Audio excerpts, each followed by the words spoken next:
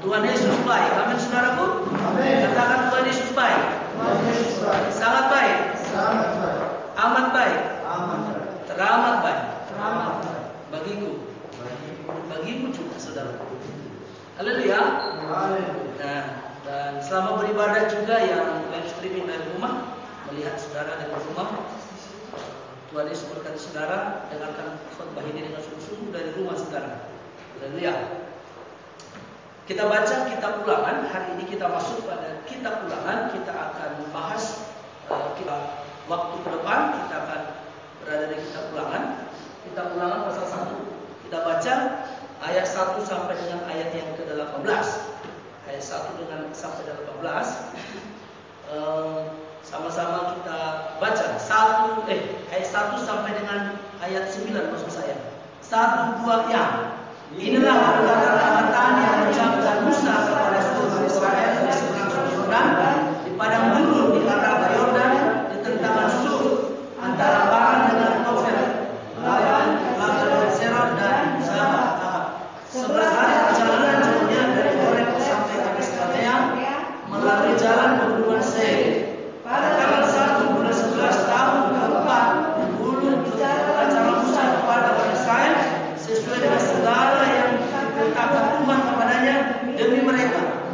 Karena setelah memukul kalah Sihon raja orang Amori yang diam di Heshbon dan Og raja dari Basan yang diam di Astarot dekat Edrei di seberang Sungai Yordan di tanah Moab, mulai Taurat ini katanya, Tuhan Allah kita telah berfirman kepada kita di Horeb, demikian telah kamu tinggal di gunung ini, maju dan berangkatlah pergilah ke pegunungan orang Amori dan semua orang tetangga mereka di arah Yordan, di pegunungan daerah bukit, di tanah Negev dan di tepi pantai laut, yang di negeri orang Kanaan dan bergunung di bawah sampai dekat sungai itu.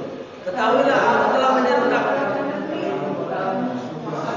dudukilah negeri yang dijanjikan Tuhan dengan sumpah kepada nenek moyangmu, yakni Abraham, Ishak, Yakub, untuk memberikannya kepada mereka dan kepada keturunannya. Haleluya. Nah, saudaraku dengan baik, kita akan belajar bersama-sama mengenai kitab Ulangan. Nah, kitab Ulangan ini adalah khotbah daripada Musa. Kitab Ulangan ada berapa pasal? 34 pasal. Jadi dia mengkhotbahkan itu ya tidak sampai 1 hari. Karena kalau kita baca kitab Ulangan 1 tahun bisa nggak selesai karena nggak pernah kita baca. Padahal ini khotbahnya Musa. Itu sebabnya kita belajar apa yang disampaikannya. Judul khotbah kita hari ini mengenai apa alasannya Tuhan memberikan tanah Kanaan kepada orang Israel. Alasan-alasan apa saja. Kita akan melihat daripada khotbah daripada Musa. Khotbah Musa ini khotbahnya dia berkhotbah setelah itu dia meninggal. Dia tidak sampai tanah Kanaan. Waktunya itu tanggal 1 bulan 11, tanggal 1 bulan 11 tahun 40 ketika orang Israel keluar dari tanah Mesir. Dia berkhotbah tanggal 1 bulan 11 tahun 40 ketika orang Israel keluar dari tanah Mesir. Dia mulai menguraikan, dia mulai menerangkan perjalanan mereka. Tetapi Musa memulainya dan perjalanannya mulai dari riwayat dari Horeb. Horeb itu gunung Sinai. Apa itu yang terjadi di gunung Horeb? Apa yang terjadi di gunung Sinai? Dia memulai dari sana. Yang terjadi di gunung Sinai, makanya Tuhan Musa menerangkan kembali mulai dari gunung Horeb. Karena di sana Tuhan berbicara kepada Musa untuk mengeluarkan Israel keluar dari Mesir.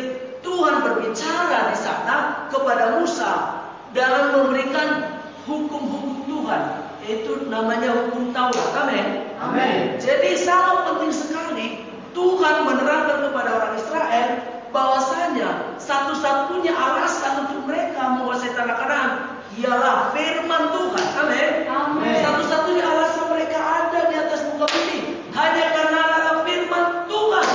Sama dengan kita. Satu-satunya kemenangan kita yaitu firman Tuhan. Amin. Amin. si jahat. Jadi alasan kita untuk berkemenangan di atas muka bumi ini hanya satu, firman Tuhan. Itu sebabnya kita harus baca firman Tuhan. Kita baca di ayat yang ke-8. Ayat yang ke-8 firman Tuhan berkata begini, ketahuilah aku telah menyerahkan negeri ini kepadamu, masukilah, dudukilah negeri yang dijanjikan Tuhan dengan sumpah kepada nenek moyangmu, yakni Abraham, Ishak dan Yakub, untuk memberikannya kepada mereka dan kepada keturunannya. Nah, Tuhan Musa mengingatkan umat Israel bahwasanya tanah Kanaan itu diberikan. Tanah Kanaan disebut tanah perjanjian karena Tuhan memberikan kepada perjanjian kepada nenek moyang Israel, yaitu Abraham, Ishak dan Yakub. Kepada Abraham firman Tuhan berkata, kepada keturunanmu kuberikan negeri ini. Kejadian pasal 15, 18 sampai 19. Lalu Abraham punya anak berapa? Banyak anaknya. Tapi Tuhan berkata kepada Ishaklah dan kepada keturunannya lah diberikan negeri itu. Amin. Amin. Karena selagi Abraham masih hidup, anak-anak Abraham yang lain sudah disuruh pergi semuanya. Jadi anak Abraham yang lain tidak ada hubungan dengan tanah Kanaan, tidak ada hubungan yang lain, tidak ada hubungan kenabian. Tapi kepada Ishak dan keturunannya. Amin. Amin. Di dalam Kejadian pasal 26 ayat 3 sampai 5 itu Tuhan berkata kepada Ishak, kepadamu dan kepada keturunanmu.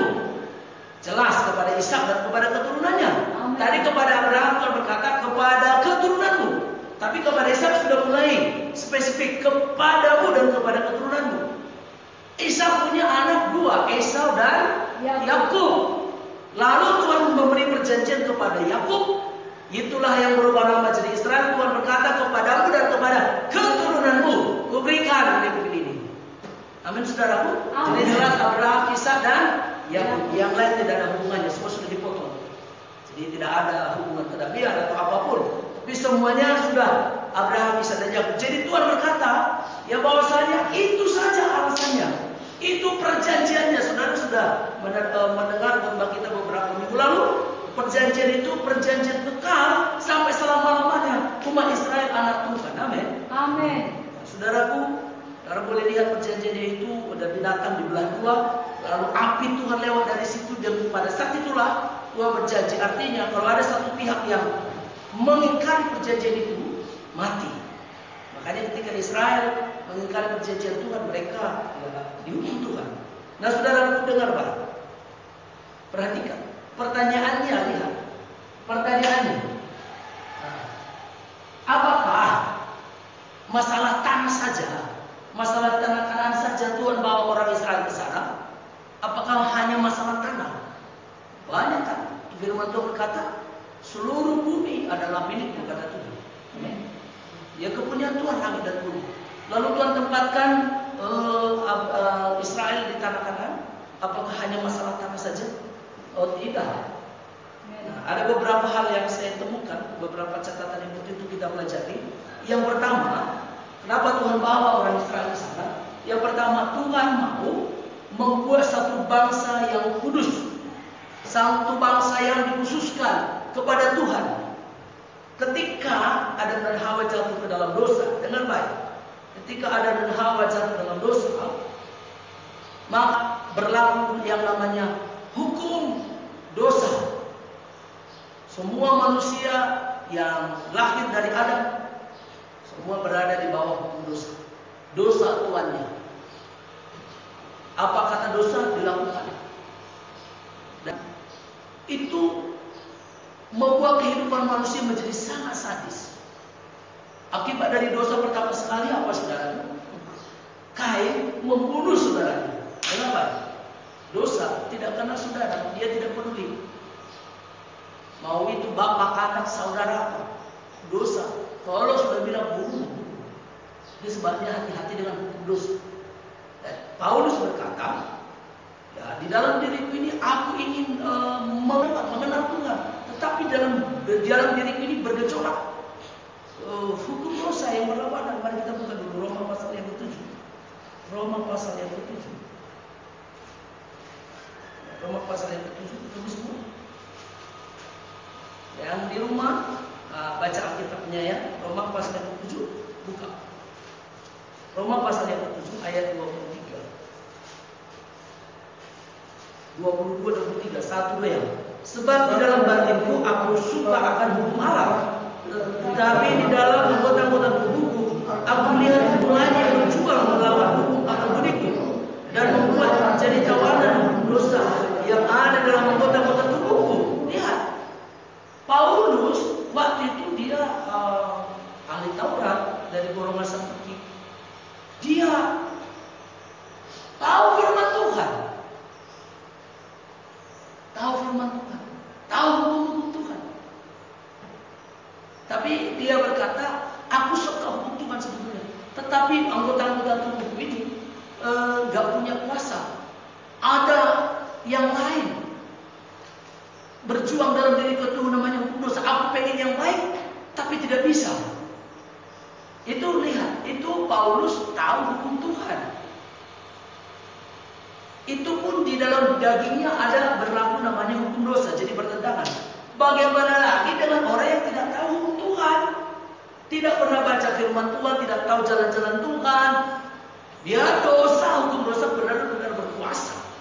Itu sebabnya berhati-hati. Amin, saudara. Amin. Dan inilah alasannya membuat Tuhan juga ya membersihkan tanah Kanaan dan menanam benih yang baru. Nanti yang kedua akan kita lihat.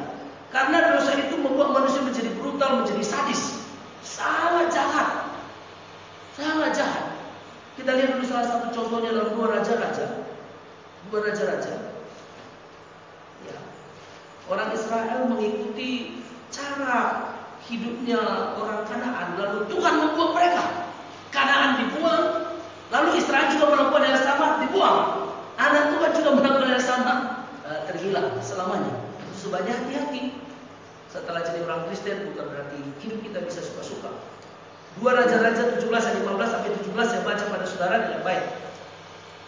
Mereka menolak ketetapannya dan perjanjiannya yang telah diadakan dengan nenek moyang mereka. Juga peraturan-peraturannya telah diperingatkannya kepada mereka. Mereka mengikuti dewa kesia-siaan sehingga mereka mengikuti bangsa-bangsa di sekeliling mereka. Ini orang Kanaan. Walaupun Tuhan telah memberikan kepada mereka, jangan berbuat seperti mereka. Mereka telah meninggalkan segala perintah Tuhan Allah mereka dan telah membuat rumah anak lembu tuangan. Juga mereka membuat patung Asyera, sujud menyembah kepada setiap tentara langit dan beribadah kepada Baal. Tambahan pula, mereka mempersembahkan anak-anaknya sebagai korban dalam api dan melakukan tenung, telaah dan memperbudak diri dengan melakukan yang jahat di mata Tuhan, sehingga mereka menimbulkan sakit hati. Lalu dengan baik, orang Kanaan itu, saudara, sangat berdosa. Ketika Adam dan Hawa berdosa, hidupnya menjadi kotor, terus bertambah terus. Saudara boleh lihat waktu pada zaman Nuh, karena sangat besar dosa manusia, lalu Tuhan menulangi dengan air bah. Dan seterusnya, ada pada zaman Sodom dan Gomora, sangat jahat, sangat kotor. Dosa itu artinya kotor, najis, sangat kotor. Itu sebabnya Tuhan membuat satu bangsa yang kudus. Amin, saudaraku. Amin. Saudara boleh lihat bagaimana ketika pengintai-pengintai datang melaporkan kepada Musa, bagaimana keadaan orang itu, saudara. Oh, mereka pemakan orang, tukang bunuh orang. Sangat kotor. Bahkan dikatakan tadi, mereka mempersembahkan anak-anaknya ke dalam api. Dan mereka merasa beribadah. Itu penyembah berhala. Kalau ada orang membunuh, lalu merasa itu ibadah, itu penyembah berhala. Penyembah berhala di bawah Molok. Lalu ya, itu sebabnya Tuhan membuat satu hukum, satu bangsa yang kudus dengan hukum yang baru. Dengan hukum yang baru. Hukum seperti apa? Mari kita lihat. Hukum seperti Tuhan memperlakukan anaknya. Ya, mari kita baca. 1 Tawarik pasal 17. 1 Tawarik pasal 17. 1 Tawarik 17. Untuk membuat satu bangsa yang kudus, satu bangsa yang dikhususkan untuk Tuhan, saudaraku, ya, dia membuat satu hukum yang baru. Ya. Sehingga tidak sama, tidak dikotori oleh dunia lagi, tapi satu memiliki satu hubungan yang baik dengan Tuhan. Seperti apa? Yang mari satu baca 1 Tawarik 17 ayat 13 satu ya. Aku menjadi bapaknya dan dia menjadi anak-anakku. tetapi kasih setiaku tidak terhilangkan daripadanya, seperti yang hilangkan daripada orang yang mendahului engkau. Nah, dengar baik, saudaraku, pada zaman dulu orang tidak kenal namanya hukum yang berlaku, bukan hukum rimba, tapi hukum dosa. Dosa bilang apa mereka lakukan, mau membunuh kata dosa, bunuh mau apapun. Jadi dunia sangat jahat. Lalu Tuhan memperkenalkan satu hukum di atas muka bumi ini melalui umat Israel. Hukum yang seperti apa? Hukum yang seperti hubungan bapa dengan anak, lalu dibuat satu peraturan. Amin, saudaraku. Amin. Peraturan Tuhan kepada umatnya, peraturan seperti bapa kepada anaknya. Memang anak diajar, tetapi dia tetap anak. Amin. Tetap diterima. Nah, saudaraku yang dikasih oleh Tuhan, ya, kita baca lagi dulu Keluaran pasal 4. Keluaran pasal 4. Jadi hubungan kita dengan Tuhan hubungan bapa dengan anak. Amin. Amin. Tuhan kita sebut bapa. Amin, saudaraku. Amin. Iya. Kalau orang lain kita nggak tahu.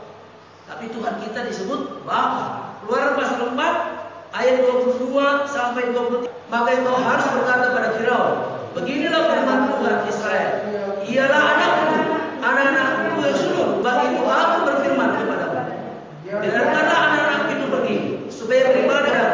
Tetapi engkau menolak, membiarkan pergi anak-anakmu yang sulung. Nah, Tuhan berkata, Israel anakku yang sulung, biarkan mereka pergi. Tuhan berkata kepada Firaun bahwasanya Israel disebut anaknya. Nah, hubungan bapa dengan anak dibuatlah peraturan. Jadi bukan hubungan Tuhan dengan budak. Ya, Tuhan dengan budak tidak mau tahu budaknya harus lakukan apa saja. Budak tidak ada nilainya, tidak ada harganya. Tapi Tuhan memberikan peraturan yang baru, itu seperti hubungan bapa dengan anak. Amin. Itu perjanjian lama. Hubungan bapa dengan anak itu bukan hanya di perjanjian baru, itu sudah mulai perjanjian lama. Orang Israel menyebut Tuhan itu bapa. Bukan pada zaman Tuhan Yesus, tapi sebelumnya, saudaraku. Amin. Mari kita baca Matius pasal 7. Matius pasal 7. Ayo, mari kita buka Matius pasal yang ke-7. Matius pasal yang ke-7. Kita lihat, Yesus berkata, Bapamu yang jahat pun tahu memberi yang terbaik kepada anak-anaknya. Ya, Matius pasal yang ke-7 ayat yang ke-11. Sama-sama kita baca 1, 2 ya. Jadi jikalau kamu yang jahat tahu memberi pemberian yang baik anak-anak, apalagi Bapa yang di surga, Ia yang memberikan yang baik yang meminta kepadanya. Jadi Tuhan kita disebut Bapa. Amin. Kalau Bapa yang jahat pun di bumi ini tahu memberi yang baik kepada anak, apalagi Bapa kita di surga, Dia pasti memberi yang terbaik kepada kita. Amin. Amin. Didasarkan hubungan itulah Tuhan membuat peraturan-peraturan kepada orang Israel. Dan saudara tahu peraturan yang paling pertama ada di dunia ini yaitu hukum Taurat. Dan hukum Taurat peraturan Tuhan itu menguasai seluruh dunia. Lihat ketika Injil masuk ke Eropa, lalu Eropa mulai menjajah dunia, dan mereka bawa hukum-hukum itu. Dan termasuk hukum di negara kita banyak diadopsi daripada hukum yang ditinggalkan oleh Belanda. Belanda mengambilnya itu dari hukum Taurat. Amin, saudaraku. Amin. Dan menjadi berkat di seluruh dunia. Lihat, hampir di seluruh dunia hari Minggu itu hari libur. Amin. Haleluya. Itu semuanya kita bersyukurlah. Amin, saudaraku. Amin. Ada hukum Tuhan. Tidak perlu dibuat lagi syariah Kristen. Tidak perlu. Tapi yang jelas hukum itu sedang menjadi berkat. Amin, saudara. Amin. Hukum yang paling pertama ada itu hukum Taurat. Hukum bapa dengan anak. Ya, saudaraku yang dikasih oleh Tuhan. Lihat. Ya, kalau Paulus pun berkata, saya tahu hukum Tuhan, tapi anggota-anggota tubuh ini pengen berdosa. Saudaraku, itu sebanyak Tuhan Yesus datang untuk mengalahkan dosa. Katakan amin. Amin. Roma 3:23, semua manusia telah jatuh dalam dosa dan telah kehilangan kemuliaan Allah. Semua berdosa, di bawah kuasa daripada dosa. Ya, budak daripada dosa. Itu sebabnya kita perlu pelepasan dari situ. Katakan amin. Amin. Upah dosa adalah maut. Roma 6:23, tapi kasih karunia Allah kehidupan di dalam Tuhan Yesus. Hidup dalam dosa, mati. Lalu yang kedua, Tuhan juga mengajari kita. Saudara boleh baca kitab Bilangan. Ya, hubungan manusia dengan manusia. Hubungan manusia dengan manusia. Pada zaman dulu manusia ya dia tidak suka dibunuh, mau dia dibuang. Dosa begitu. Haleluya. Lihat, pembunuh pertama siapa? Kain. Siapa yang dibunuhnya? Adiknya. Jadi dalam dosa udah, dia nggak mau tahu itu siapa. Dia sekarang anak bunuh bapak, bapak bunuh anak bunuh orang tua, sangat kejam sekali. Itulah hukum dosa yang berlaku. Lalu Tuhan memberikan satu aturan hubungan manusia dengan manusia seperti apa. Bisa menikah dengan siapa, bisa bergaul dengan siapa, diberitahukan. Makanya ada hukum mata ganti mata, gigi ganti gigi, supaya kita hati-hati. Amin, saudaraku. Amin. Supaya kita berbuat baik, mengasihi sesama manusia seperti diri kita sendiri. Amin, saudaraku. Amin. Coba lihat kiri kananmu, katakan, saya mengasihi. Lihat dulu matanya. Saya mengasihi. Haleluya. Haleluya. Amin. Amin. Kalau kita mengasihi, ya kita buat sesuatu yang baik. Amin, saudaraku. Amin. Dan kasih hanya dimiliki Tuhan. Amin, saudaraku. Amin. Yang ketiga, saudaraku, Tuhan memberikan hukum-hukumnya itu supaya menjadi bangsa yang kudus. Yang pertama tadi jenis hukum hubungan bapak dengan anak. Yang kedua Tuhan memberikan peraturan hubungan manusia dengan manusia. Dan yang ketiga itu cara penyembahan kepada Tuhan seperti apa. Tuhan memberitahukan.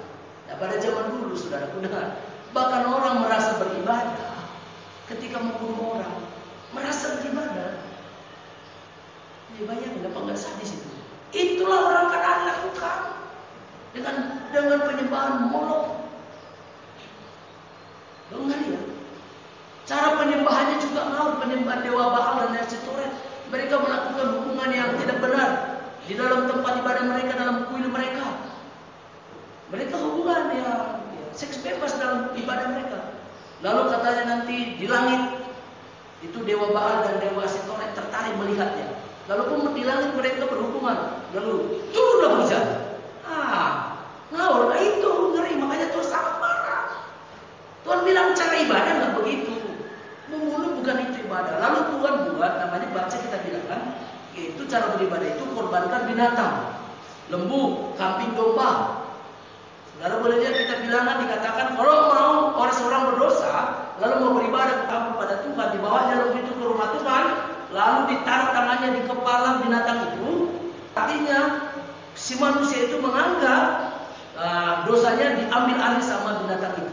Lalu orang itu menyembelih, mengulitinya, lalu memotong-motongnya. Si manusia yang berdosa itu melihat seperti inilah sebetulnya saya yang berdosa, tetapi telah ditanggung. Saudaraku, Amin. Tuhan ajari penyembahan yang benar seperti itu.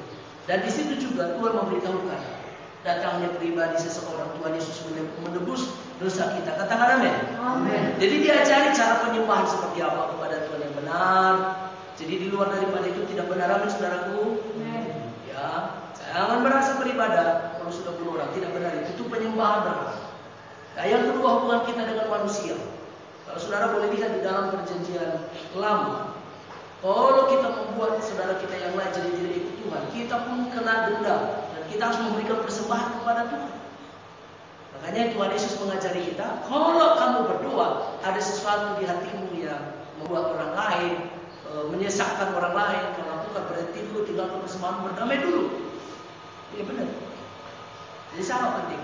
Lalu hubungan kita dengan Tuhan, hubungan Bapa dengan anak. Itulah peraturan-peraturan sehingga satu bangsa itu disebut jadi bangsa yang kudus. Amin. Amin. Hukumnya berbeda dengan dunia, sehingga hidup orang Israel berbeda dengan dunia.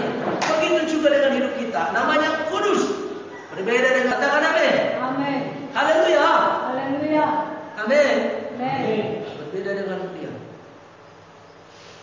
Puji Tuhan. Harusnya minggu depan bisa lah kita pun diskusi ini. Lihat di FB dan gereja. Pasar penuh dengan orang, betul. Berapa lama di pasar? Mulai pagi sampai sore. Di gereja hanya 2 jam. Tidak datang di gereja. Padahal kalau masih dikasih jarak masih bisa. Kosong. Kenapa jadi tertular? Kesempatan setan saat ini membuat orang malas di gereja. Ya, kesempatan. Ngetrennya sekarang libur ibadah. Nah, trennya begitu salah. Harusnya menangis. Amin. Amin. Minggu depan harus berulang, walaupun kita kasih jarak. Nah, yang kedua, saudara, kenapa Tuhan bawa orang Israel di tanah Kanaan? Kenapa Tuhan bawa orang Israel di tanah Kanaan?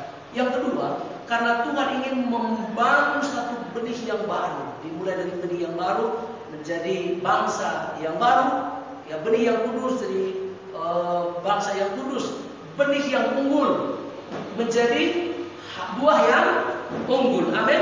Kita mulai Yesaya. Kita baca dulu kitab Yesaya. Masih beberapa menit lagi, masih lama ya. Yesaya pasal yang ke-6. Yesaya pasal yang ke-5. Yesaya pasal yang ke-5. Yesaya pasal yang ke-5. Mari kita baca 1, 2 ya. Mulai ayat 1 saja, ayat 1 sampai 2. 1, 2 ya. Aku hendak menyanyikan nyanyian tentang kekasihku, nyanyian kekasihku tentang kebun anggurnya. Kekasihku itu mempunyai kebun anggur di daerah bukit subur. Ia mencangkulnya dengan batu-batunya dan menanaminya dengan pokok anggur pilihan.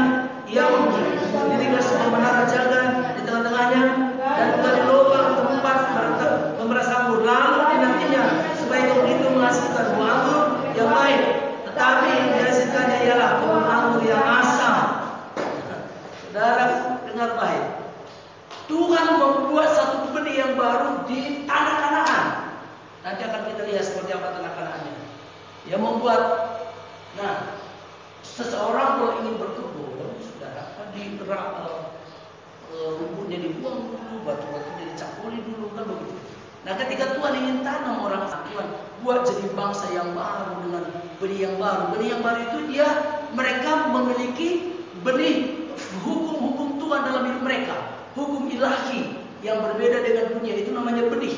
Firman Tuhan ada dalam hati mereka. Dalam hidup mereka, bangsa lain tidak punya, tapi mereka punya. Lalu Tuhan ingin bangun mereka di sana. Tuhan ingin tanam mereka di sana. Tuhan ingin membuat mereka berkembang di sana. Maka penduduk yang lain yang jahat tadi disingkirkan Tuhan dahulu. Amin. Disingkirkan Tuhan dulu. Dibilang, ini tanahku, kenapa jadi kotor seperti ini? Dibunuh Tuhan, habisin juga dulu. Lalu tanam yang baru. Lalu lihat hasilnya seperti apa, saudara. Lihat hasilnya. Orang Israel pun ternyata tidak juga bisa menghasilkan. Kita baca sebentar Bilangan pasal 33. Bilangan 33, banyak ayatnya.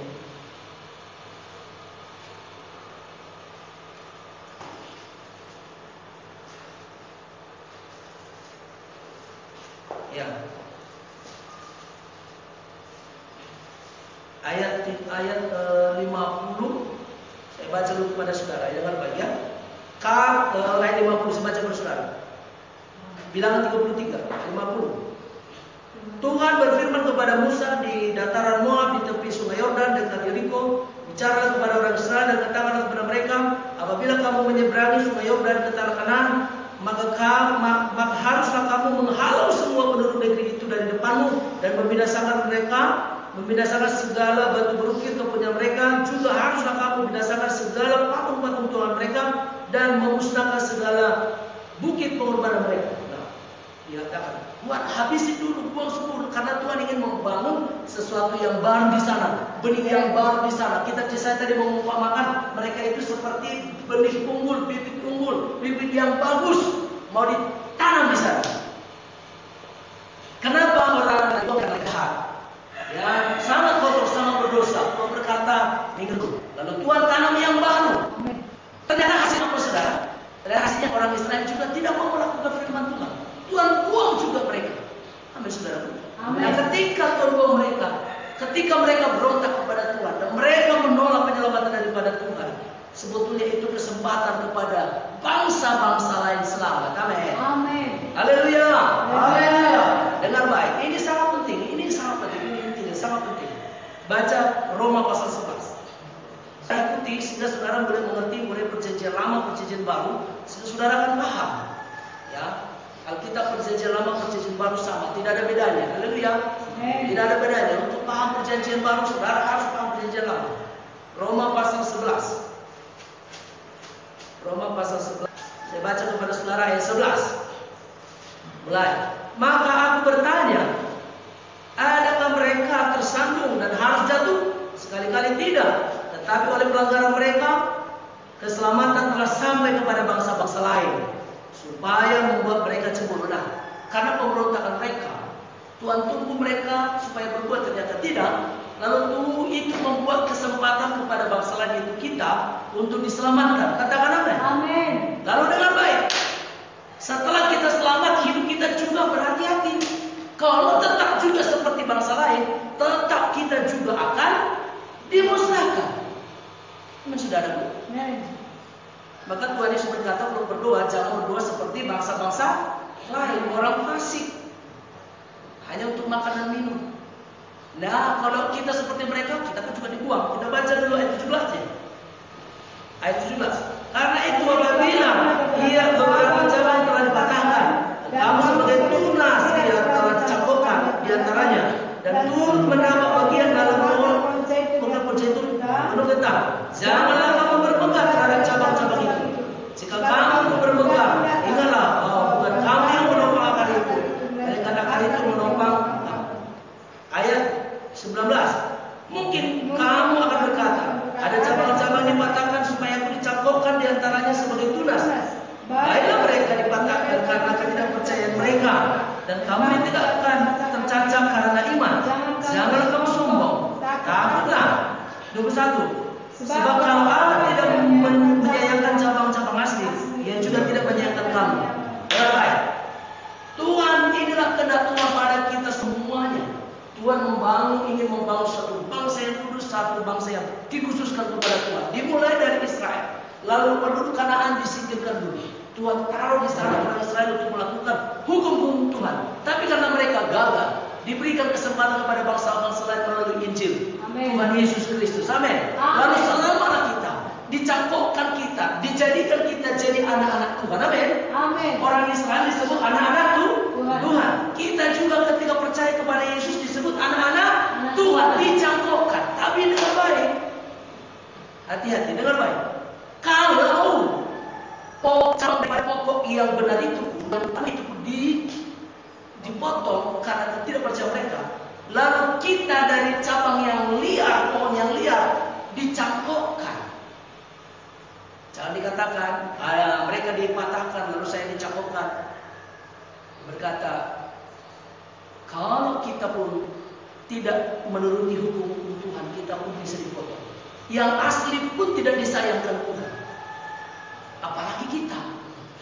Haleluya. Mengerti ya? Katakan amin. Amin. Yang mengerti katakan amin. Amin. Ya, saudaraku, Israel itu perjanjiannya perjanjian kekal. Itu mereka sampai selamanya anak Tuhan. Itu pun kalau tidak melakukan Tuhan, dipotong sama Tuhan. Apalagi kita dari yang lain. Bagi orang Israel kita ini kafir. Yang mengkafirkan orang itu paling pertama itu orang Israel. Jadi orang Israel itu kafir. Kalau mengkafirkan orang Israel. Ya, di luar mereka kafir semuanya. Tapi kita dari luar ini, karena ketidakpercayaan Israel dicangkokkan jadi anak Tuhan, maka kita pun harus tetap takut kepada Tuhan, ikut hukum-hukum Tuhan. Katakan amin. Amin. Haleluya. Haleluya. Kita dibuang, kita baca pasal 5 ayat. Matius pasal 5. Banyak baca ayatnya. Yang di rumah siapkan kita untuk baca. Haleluya. Oke. Matius pasal yang kelima, ayat yang ke-20. Baca dulu. Matius yang kelima ayat 21 ya. Maka aku berkata kepadamu, jika hidup keagamaanmu tidak lebih besar, lebih benar daripada hidup keagamaan ahli Taurat dan orang-orang Farisi, sesungguhnya kamu tidak akan masuk ke dalam kerajaan surga. Jikalau hidup keagamaan kita tidak lebih benar daripada orang-orang Farisi, ahli Taurat, tidak masuk kerajaan surga. Siapa yang bicara ini? Nah, ini Pak Tuhan Yesus sendiri berkata. Coba dulu, kira-kira hidup keagamaan kalau orang Israel diajari firman Tuhan, amin. Dulu ada pemuda di Israel, 19. Pemuda di Israel. Pemuda di Israel. Jadi saya pikir aku masih muda, ngapain lah, senang-senang aja dulu. Ini pemuda. Jadi mana mau diikuti?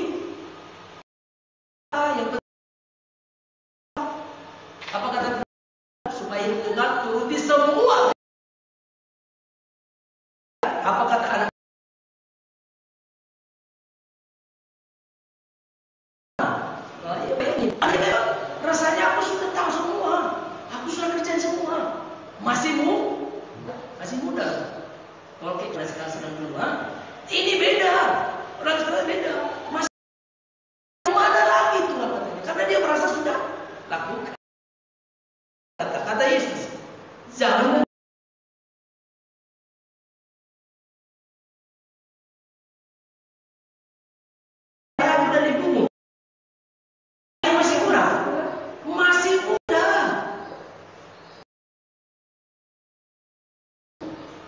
tidak berzina, tidak mencuri.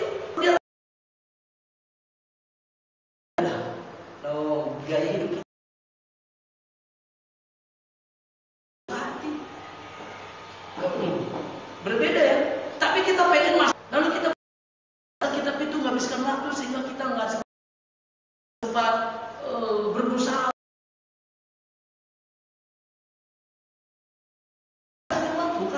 Renungkan firman Tuhan. Tuhan Yesus tadi berkata, kalau tidak lebih daripada orang ini, kita juga tidak bisa masuk kerajaan surga. Amin.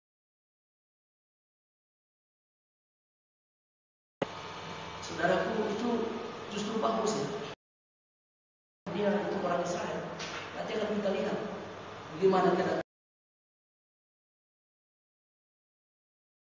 satu umat melalui Abraham, Ishak, dan Yakub jika dia dibuang karena sangat berdosa, sangat jahat dihukum. Ingat apa Tuhan sekejam itu lihat. Dia kena. Ini pun kelak juga akan ada hukum. Karena mereka ditaruh benih yang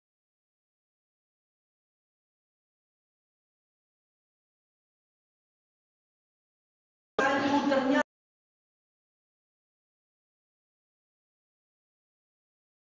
di tengah. Amin. Kita Israel rohani, kita jadi anak. Kalau orang Israel pun tidak disayangkan Tuhan, kita juga tidak disayangkan Tuhan kalau kita bermain-main, tidak mau baca firman Tuhan.